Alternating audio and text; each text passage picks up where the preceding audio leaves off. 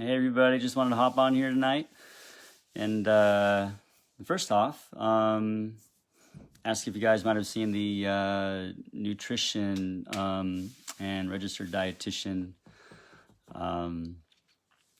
interviews that I did. I thought I was trying to bring some value, and those guys had tremendous value to bring. I'm telling you. Talked with Bridget McCabe, and let's see, she talked a lot about she talked about cherries, which was great. Cherries for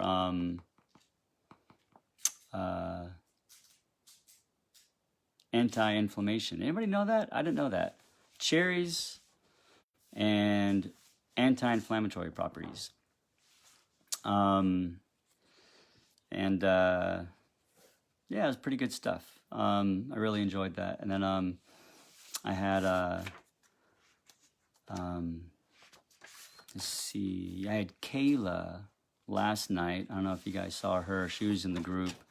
She had a lot of good things to say. And she also spoke about cherries. That was really very interesting. That's the first time I've seen that. Yeah, and let's see here. Talked with let's see. Yeah, Danielle. That was awesome. Danielle Strable. Talked with her first, and she was she had a lot of great things to say about nutrition. And just the talked about stomach and the gut and how important it is for your health as a person, but certainly as a runner, and for inflammation, decrease inflammation. Anyways, trying to bring some good value to you guys as runners, and I have a group, running motivation and training league. Sometimes the motivation part of it is a little bit more important than the training part of it, but we try to hit both up as much as we can. So please, by all means, if you guys want to join it, be fantastic. And I do a lot of other stuff in there that, a lot more of the stuff that I do now. So anyways, tonight I wanted to talk about heel pain, and why it might not be from plantar fascia, your plantar fasciitis, or Achilles tendinitis. And let me see. We can just turn this around a little bit. So most people, right, plantar fasciitis, right, your plantar fascia attaches to the medial tubercle of your calcaneus, right there. But not talking about that tonight. I already talked about that almost ad nauseum.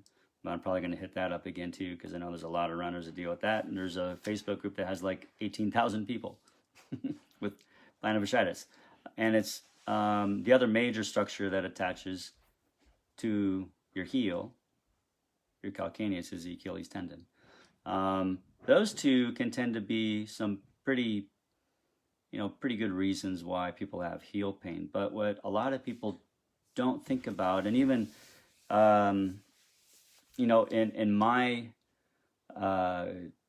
group of people that I run with in the rehab side of things, the sural nerve. I got a picture of it here. I'm just going to turn it around, show you guys some stuff here. Maybe get a little bit closer. Whoa. Hopefully it's not too bad of a glare. There we go. Let's get rid of that. So this big long thing right here is your sural nerve. Comes off your tibial nerve. And this is the outside of your foot. See that little slip right there, and that nerve in through there. You see that label up there is a sural nerve. And it goes down the outside of your Achilles tendon. And I can even strum that like a little guitar string right around here. So it's not this far. It's probably a little bit closer to your Achilles tendon. But then lateral heel pain on the outside of your heel. And I've seen and recently actually talked to a lady about that not too long ago. And it's something that is hard to treat. Normally things, if you have a sit down position, because if you trace that nerve all the way up, it's part of your sciatic nerve distribution as it goes down the back of your thigh and into your lower leg. Just about everything in your lower leg, nearly so, is a branch of some sort from your sciatic nerve. But anyways, yeah, so sitting down jobs, once you've maybe irritated the ankle already just a little bit, or the lower leg, calf, sometimes you might get a little bit of pain just on the outside of your heel, right there, your sural nerve. And it can be like this really weird thing. Not a lot of people think about nerves, the branches of the nerves, as being pain generators all on their own.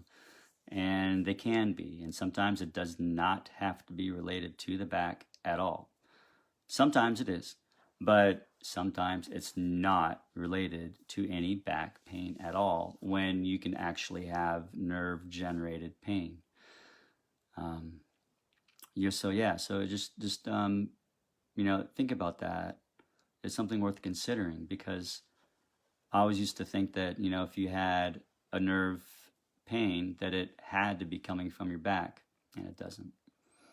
Once you irritate the area, nerves get irritated too. And sometimes those nerves really just don't like the inflammation they're dealing with, and so they become pain generators, local pain generators, just like a tendon, just like a bone, just like a ligament, just like a muscle that's strained. Anyway, so if you look at that thing again, it's on the outside of your heel and behind your ankle, right?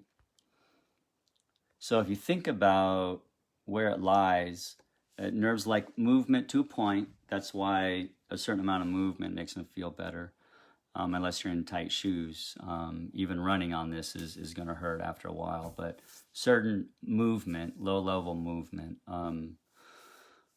blood supply, space, and slack makes this stuff feel better. And the space and the slack tends to be what we can do a lot of when it is just about anything that hurts. We can put it on slack and we can give it space.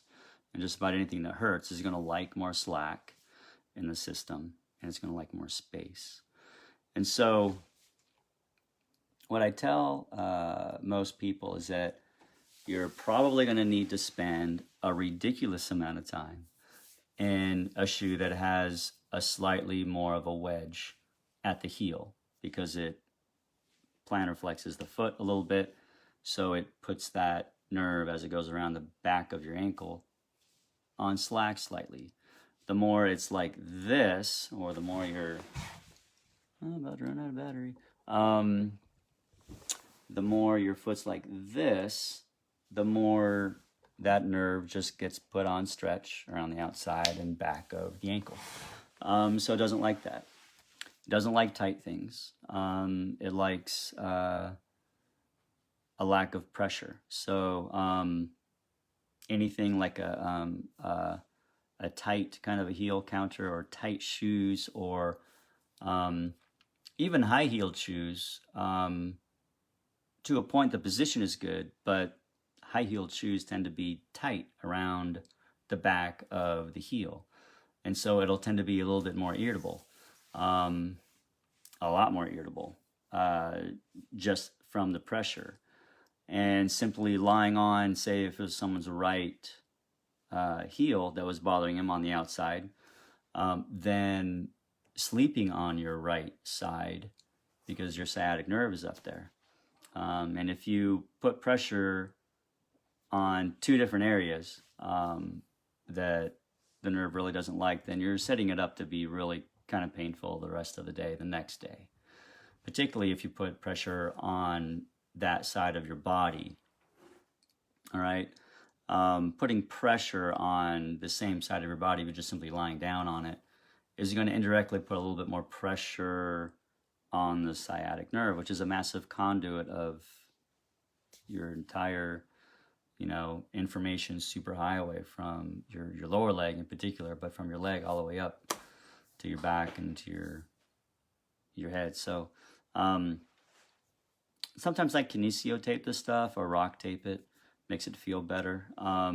You'd be surprised how the little things, when it comes to stuff like this, just nerve generated pain, tends to be the thing that a lot of people, all of us, kind of miss. And you almost have to really kind of, and it takes a while. It's not like a tendon or muscle or ligament that tends to get irritable normally, right? I mean, once you irritate it, it kind of hurts there. You do something, it hurts there. Nerves sometimes will be a little bit different when they're hurt locally. It'll take maybe hours or the next day until you notice. And you won't see a rhyme or reason why it's hurt, because sometimes it just won't make any sense. And it tends to be the thing that's missed most of the time by clinicians, particularly physicians, because they can't spend the time with you to figure this stuff out. A lot of times, and I think, in my opinion, the plantar fasciitis, that tends to be this thing that just hangs around forever for some people. That's why there's a group of people that have 17 plus, almost 18,000 people in it. If you look at the nervous system, the tibial nerve splits into two larger nerves that goes to the bottom of your foot. But if you look a little bit more closely, there's a little small one that also comes off the tibial nerve and just kind of circles around innervates the bottom of the heel. Not plantar fasciitis. It's a nerve.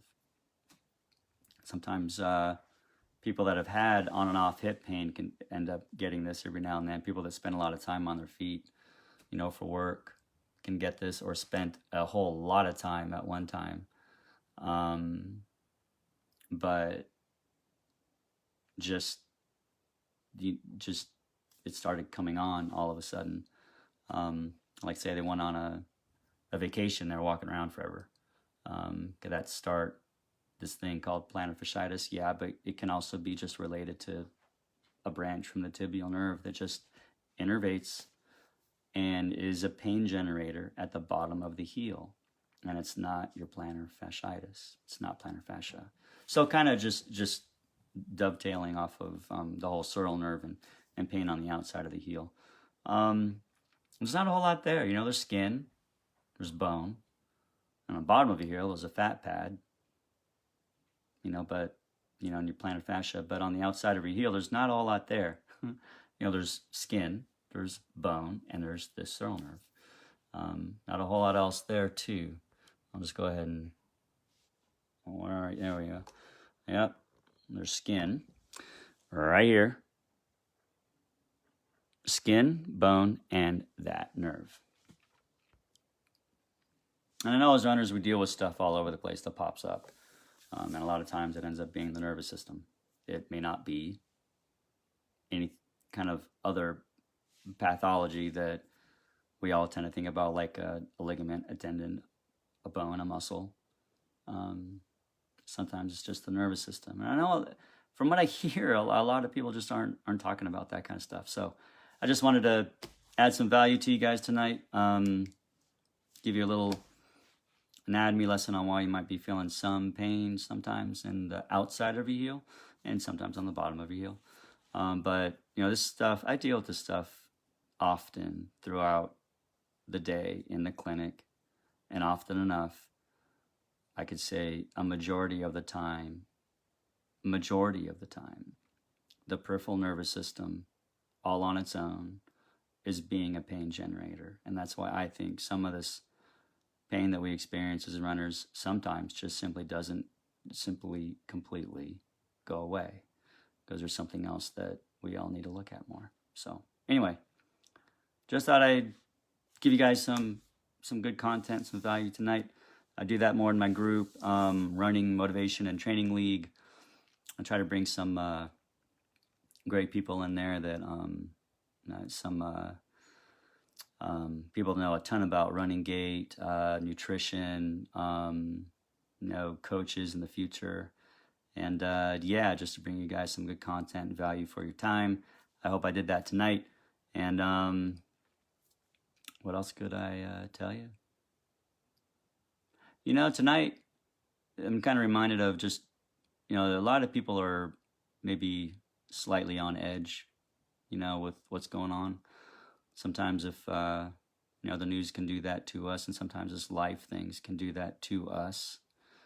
It's worthwhile to putting a pause button and hitting the pause button on some of the reactions that we give to people that we're obviously very close to, but also people that we're not close to as well. It's worthwhile just to kind of hit the pause button and regroup before there's a response that may not be worth a whole lot of airtime, if you know what I mean. Anyway, take care, guys. Just want to say thanks for everybody that hopped on here. Graham, thank you, sir, for coming on, and Miguel, Josh, Herb. Thanks, man. I'm getting into your group every now and then too, man. Good stuff in there, good people. Salo, Sherpa Bob, it's a great name. Eric, by the way, my name's Eric. Pleasure to meet you, man. Jordan, Shauna Parker, and Christine.